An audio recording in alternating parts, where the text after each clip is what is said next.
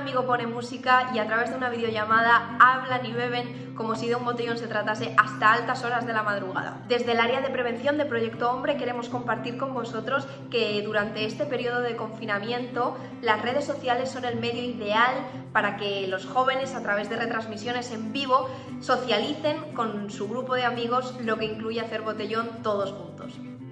Eso que consideran la parte divertida del confinamiento. Entonces, ¿qué permisividad deben tener los padres y madres ante esta situación? Pues aquí os damos unos cuantos consejitos.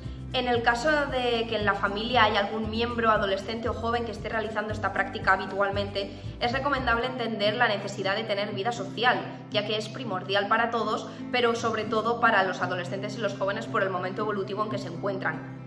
Por tanto, privarlos de las redes sociales puede ser un motivo de conflicto, ya que éstas nos permiten mantener nuestra vida y nuestras relaciones sociales durante el confinamiento. Debe haber mucha claridad en las normas establecidas en cada familia, lo que se puede y lo que se debe hacer y lo que no.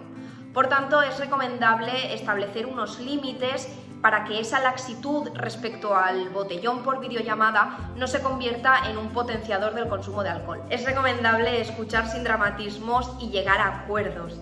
Hay que buscar espacios de diálogo con los hijos sin perder la calma y recabando, muy importante, la opinión del joven. Y por último, pero no menos importante, hay que ofrecer actividades de ocio alternativas adecuadas a la edad de cada hijo o cada hija.